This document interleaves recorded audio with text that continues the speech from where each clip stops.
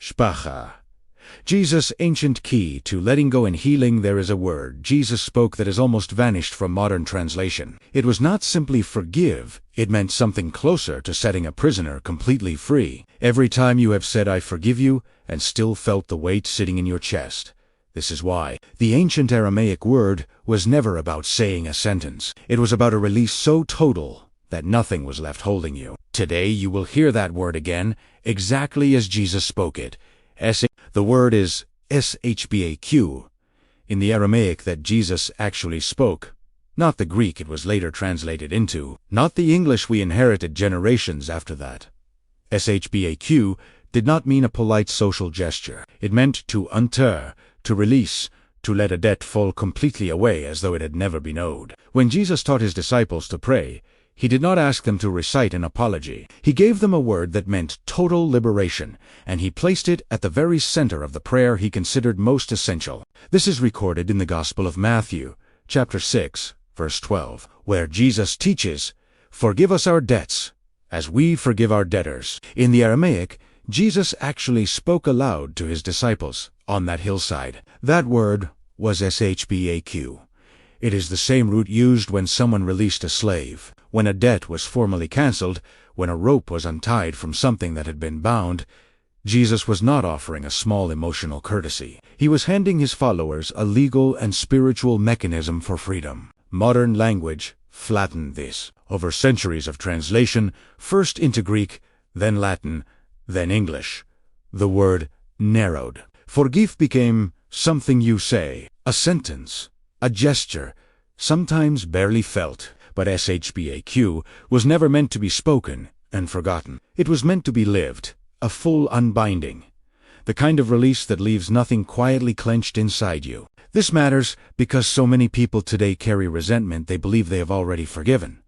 They said the words, they meant them, even, and yet the tightness remains, the old conversation still replaying, the same person still occupying space in their thoughts. This is not a failure of character. It is simply that forgiven English asks far less of us than SHBAQ ever did. Consider what it would mean to release someone the way SHBAQ describes, not managing the resentment, not tolerating it quietly, but untying it completely, the way you would untie a rope holding something captive. Jesus taught this as a spiritual reality, not a modern wellness technique borrowed from ancient words. It was always meant to be this deep. In the chapters ahead, you will learn exactly how Jesus intended this word to be practiced, not just spoken. You will hear it the way his first disciples heard it, and you will begin to understand why the version of forgiveness most of us were taught was never the whole teaching at all. Shortly, you and I are going to speak a short prayer together, one built directly from the word SHBAQ, and the way Jesus taught his disciples to address God. So stay with me, because that moment is coming. To understand why SHBAQ carries this weight, you have to understand how Jesus and his disciples related to God in the first place. They did not address him with distance or formality. Jesus taught them to call God Abba, an intimate Aramaic word, closer to Father spoken with the closeness of family, not the formality of ritual. This is recorded in the Gospel of Mark, chapter 14, verse 36, where Jesus himself prays using this word in his most painful hour. This is the emotional context.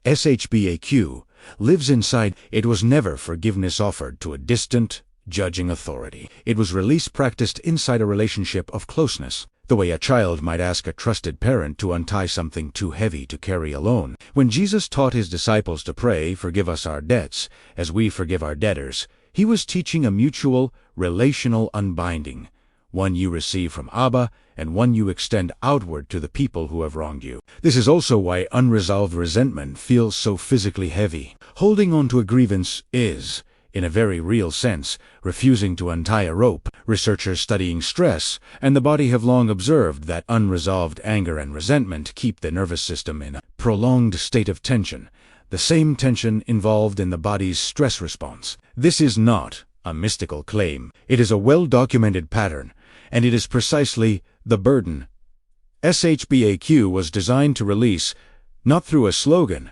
but through a genuine, relational letting go. Jesus understood this long before modern psychology gave it a name. That is why he placed SHBAQ at the very center of the prayer he taught his closest followers, not as an optional virtue, but as something essential to a person's well-being, both inward and relational. If this teaching already feels this deep, imagine having a full guide with deeper explanations of Jesus' true teachings in Aramaic. You'll find the link to the study guide in the comments. And the best is yet to come in the next chapters. You'll discover what could change everything for you. Before we go further, let us pause together and speak this out loud.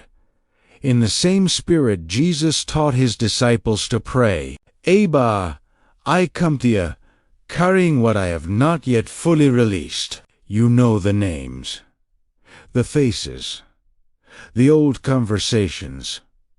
I still replay. Teach me SHBAQ, not the small forgiveness I have offered with my lips, but the full untying you showed through Jesus. Loosen what I have kept bound. Let me set down what was never mine to carry forever. I release it now into your hands, and I ask for the peace that comes when nothing is held back.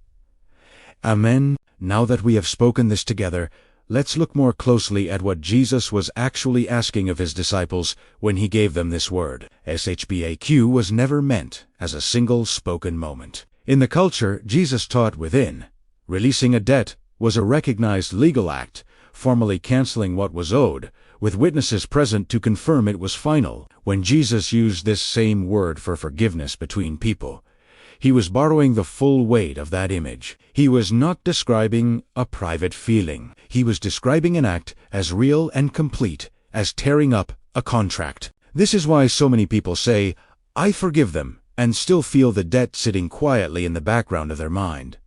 English allowed forgiveness to become a sentiment. Aramaic never did. When Jesus taught, he was teaching his disciples to treat forgiveness the way a lender treats a canceled debt, closed, finished, no longer tracked. This is recorded again in the Gospel of Matthew, chapter 8, where Jesus tells the parable of a servant forgiven an enormous debt by his master, only to turn around and refuse to release a much smaller debt owed to him. The master's anger in that story is not about etiquette. It is about a servant who received full SHBAQ and refused to extend it. Jesus used this parable to show his disciples exactly what happens when release stays incomplete in ourselves or toward others. This is not about pretending pain did not happen. It is about no longer letting old debts dictate how heavy your chest feels today. Jesus did not ask his disciples to forget. He asked them to close the account. That distinction changes everything about how forgiveness is meant to be lived. And in the next chapter, you will begin to see exactly what that release looks like in daily life. There is a reason Jesus placed such weight on this teaching, and it goes beyond doctrine. Unresolved resentment has a physical signature. Carrying an open account against someone, even quietly, even years later, keeps the body in a state of low-grade alert. Researchers who study stress physiology have documented this repeatedly. Tension, elevated stress hormones, disrupted sleep, all connected to grievances the mind has never fully closed. SHBAQ was never only a spiritual instruction. It was, whether ancient listeners framed it this way or not, an invitation toward a calmer nervous system. This does not mean speaking a word instantly erases pain, and Jesus never promised that. What he taught was a practice, something his disciples were meant to return to, again and again, the way you would tend a wound rather than expect it to close in a single motion. SHBAQ is not a switch. It is a direction you keep walking in. Consider what this looked like for the disciples themselves. Peter, according to the Gospel of Matthew chapter 18, once asked Jesus how many times he was required to forgive someone, wondering if 7 times was generous enough. Jesus answered 70 times 7, not as a literal count to track, but as a way of saying the account should never be reopened once it is closed. This was Jesus teaching his closest followers that SHBAQ was not a one-time transaction but an ongoing posture toward the people who wrong us. This matters most in the relationships closest to us, the ones where resentment quietly accumulates in small, unspoken amounts. A comment that stung, a promise broken, a moment someone chose themselves over you. None of these disappear on their own. Jesus understood that without a deliberate act of release, these moments compound, and the weight becomes something we mistake for simply who we are, rather than something we are still, quietly, carrying. This is why the next chapters matter so much. Understanding SHBAQ intellectually is only the beginning. Jesus gave his disciples something to practice, not merely something to admire, and that practice is where lasting change actually takes root. Thank you for getting this far. If the awakening of consciousness is hitting you hard, it's a sign that you're ready to go deeper. The study guides are waiting for you in the pinned comments. Understanding SHBAQ is one thing. Practicing it daily is what Jesus actually asked of his disciples. This is not a second prayer to memorize. It is a simply repeatable rhythm meant to be carried quietly into ordinary life, the way any discipline becomes real only through repetition. AHA morning before the day gathers its noise. Speak the word SHBAQ once, softly, as a reminder rather than a ritual performance. Bring to mind, without forcing it, whoever still occupies unresolved space in your thoughts. You are not required to feel warmth toward them yet. You are simply naming, honestly, what remains.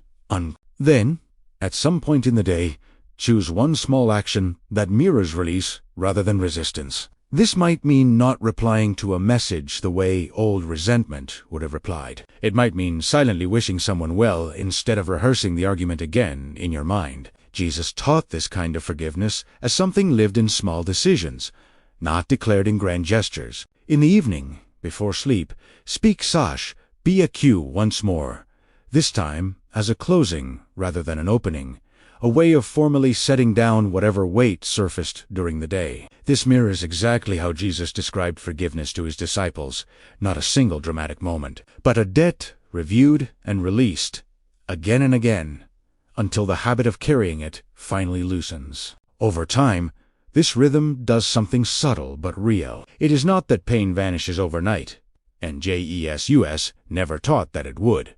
What changes is the grip. The memory may remain, but its hold on your chest, your sleep, your reactions, begins to soften. This is the same shift researchers describe when studying people who practice deliberate forgiveness, a gradual lowering of chronic stress markers, not a miracle, but a measurable human return toward ease. This is the practice Jesus left his disciples, not a formula for instant transformation, but a daily discipline of SHBAQ, spoken, lived, and repeated, until release becomes less something you perform and more something you simply are. What Jesus taught his disciples through SHBAQ was never meant to end with them. It was meant to be carried forward, spoken again by everyone who ever felt the particular exhaustion of holding on to something too heavy to keep. If you have made it this far, some part of you already recognizes what is still unclosed in your own life, and that recognition is where every real change begins.